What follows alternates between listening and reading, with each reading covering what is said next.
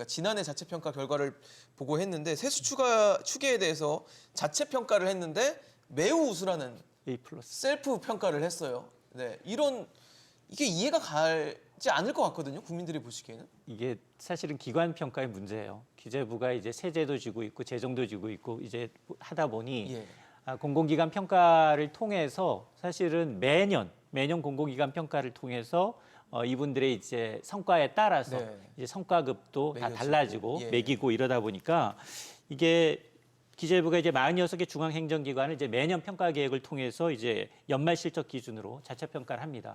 근데 적어도 기재부는 제3의 기관에서 해야죠. 예를 들면 국무조정실이라든가 국회에서 해야 그러게요. 되는데 셀프 스타를 내가 나를 평가한다. 내가 나를 네. 평가하는 그런 이제 기준이 있다 보니 아마 자체 평가 좀 무의미하고요. 왜냐하면 지난해 물가 때문에 고통받았는데도 불구하고 이제 물가에 대한 부분을 물어보면 여전히 뭐 잘했다라고 얘기하고 물가는 있고. 또 잘했다고 평가했어요. 그러니까 적어도 보면 세수 추계에 대해서 그렇고 이제 추계 정확도도 그렇고 그리고 이제 서민들이 이제 고통받고 있는 부분야에 대해서는 좀 외면한 채 이제 자기네들이 이제 계산했던 거에 대해서 수정했지만 그래도 잘 맞았다라고 얘기하는 것을 보면 아마도 이제 이런 평가 시스템이 좀 달라져야 돼요. 왜냐하면 앞으로 이제 공공기관에 대한 이제 아마 한전부터 시작을 해서 공공기관 군살빼기를 할 겁니다. 왜냐하면 지금처럼 이렇게 세수가 잘 안 거치면 가장 먼저 하는 게 공공기관 군살빼기거든요. 네. 한전도 보면 한전 자구책 먼저 내놔라.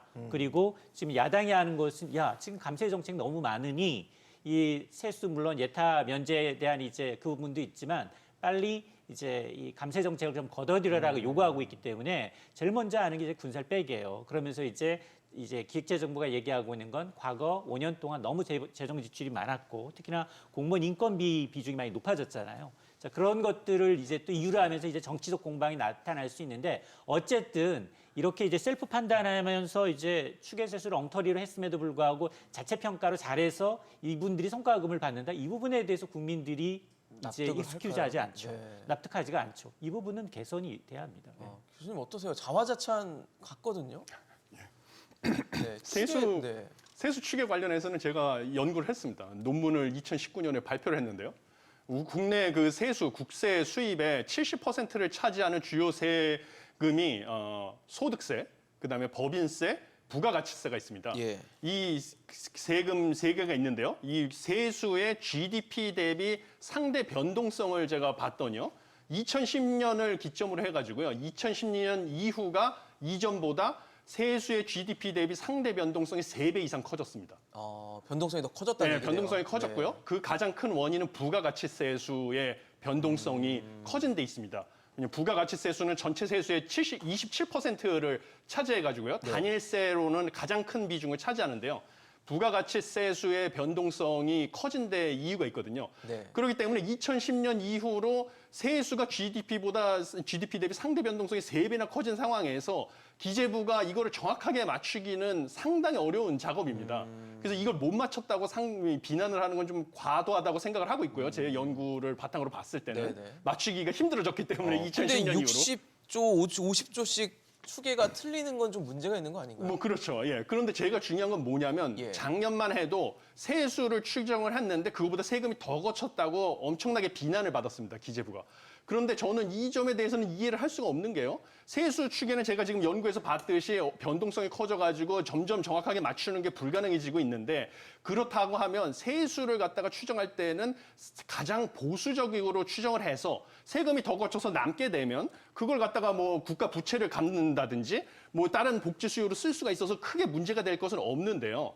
그 세수 추계를 갖다가 너무 긍정적으로 봐가지고 올해처럼 세수가 20조 원이나 펑크가 나게 생긴 상황이면 이거는 적자 국채를 발행하든지 무슨 다른 문제가 발생하게 됩니다. 그러니까 세수를 맞추지 못하는 걸로 비난할 것이 아니라 세수를 너무 낙관적으로 추정하는 거, 그러니까 보수적으로 추정하지 않고 낙관적으로 추정해서 펑크가 발생하는 거는 비난을 받아야 된다 이렇게 생각을 하고요. 근데 너무 많이 세수를 예측 못해서 예측하지 못한 세수가 더 들어오면 예. 당초에 예산안에 짜서 잘 들어가야 될 사업들이 추진되지 못하는 것들이 생기잖아요. 예, 그런 우려도 있지만요. 예. 그렇지만 방금 말씀드린 것처럼 세수를 맞추는 게 상당히 어려운 상황에서는 올해처럼 세수가 펑크가 날 정도로 낙관적으로 하는 것은 너무나 위험성이 펑크가 더 크다. 최악의 더 상황이 최악의 되는 경우니까 거죠. 이렇게 예. 보시고 작년에 기재부가 뭐 성과 상여금을 준 이유는 작년에 세수 추계를 갖다 3번이나 수정을 했습니다. 그래가지고 2월 달에 53.3조 적자 오차가 발생한 거를 알게 되니까 6월 달에 종합소득세 신고한 다음에 또 수정하고요.